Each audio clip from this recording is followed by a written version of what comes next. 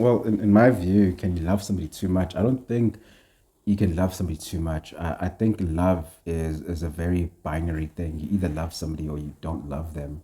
And it's like very static. There isn't like, I love this person a lot or I love this person a lot less. It's like you love the person, you don't love the person. Anytime you find yourself saying, I loved this person more than this other person, that's just like a feelings thing. And for me personally, love isn't just a feeling. Love is more action orientated. It's like what you do.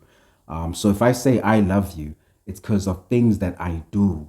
I love you, not because like I have a certain feeling. Like how do you even gauge that this is a too much feeling and this is a too little feeling? Then when it comes to that question of like attachments, can you be too attached? It depends. There are healthy attachment styles, there are unhealthy attachment styles. I think obviously if your attachment style is you're attached like very clingy because you're insecure, then that might be problems if the other person doesn't like it.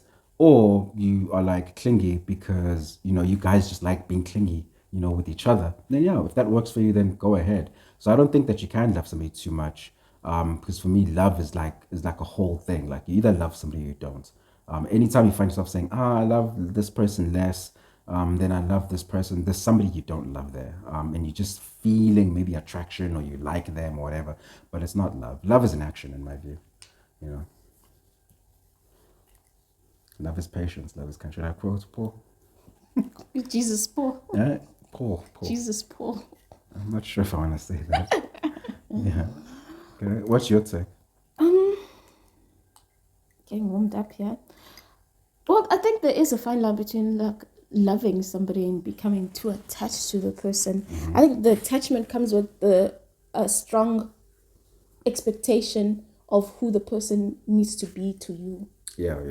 and not actually rooted in loving a person, which actually is slightly unconditional, even though there are terms and conditions to everything. But loving somebody in and of itself is beyond feeling and is the action of actually loving the person. But like when it comes to attaching yourself, it's clinging to a perspective that you have of them or something that you've labeled them as in your life, and now you're fitting them into that mold. Yeah, So yeah, there's a yeah. lot of clinginess that comes with somebody that you've shaped into somebody that should be a certain thing for you in your life. So you are now holding on to that sense of they need to be this, Yeah, and yeah. it needs to look this way, and if they love me they do this, or if we're in love we do this. Yeah, So yeah. it's more of like stories that you've created of what love is, who the person is to you, and how they should be to you, more than actually being in love or showing love or acting out of love. So I Okay. think that's the main difference between clinging and there being a fine line between love and being too attached. Okay. So if I'm hearing you correctly, in alignment with what I believe, I think this is just now my opinion that most men and women never actually get out of the high school stage of understanding what love is, and it's why so many relationships like literally go wrong. It's What do you just mean by high school? in high school, love is just attraction and feelings and friend approval. Yeah. That's the way that I define love, high school love. Like, okay, I find this person attractive and I feel a certain way about them and I quickly check with my friends. Hey guys, what do you guys think about him or her? And it's like, oh yeah, no, he's good, he's good, whatever. Okay, now I can officially be loving with this person. And it's all like consumptive. It's all like me, how I feel, talk to me, give me attention type of vibe, both for men and women.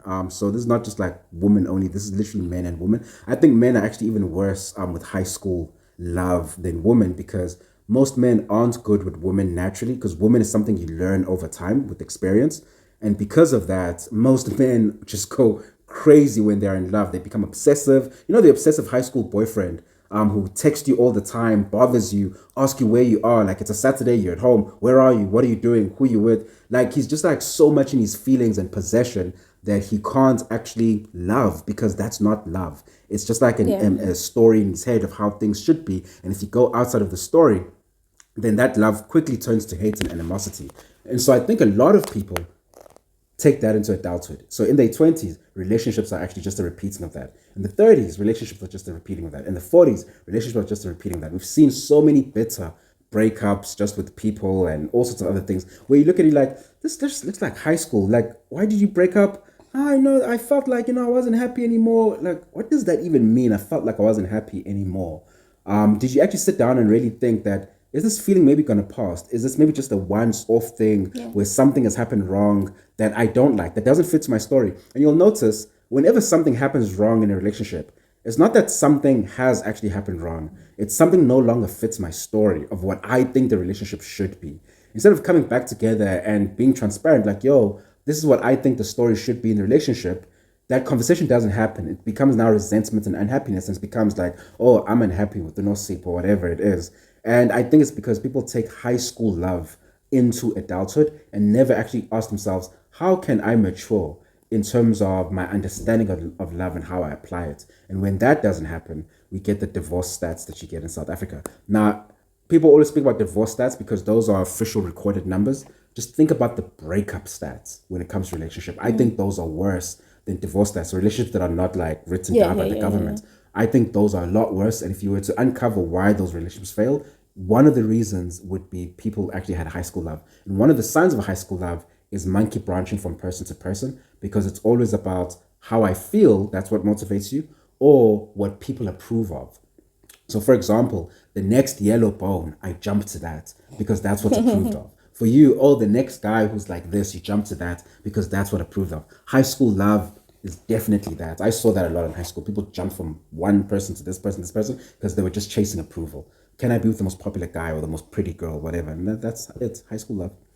Yeah, that's just, yeah, what I see it as. I get that. That's actually quite a good point.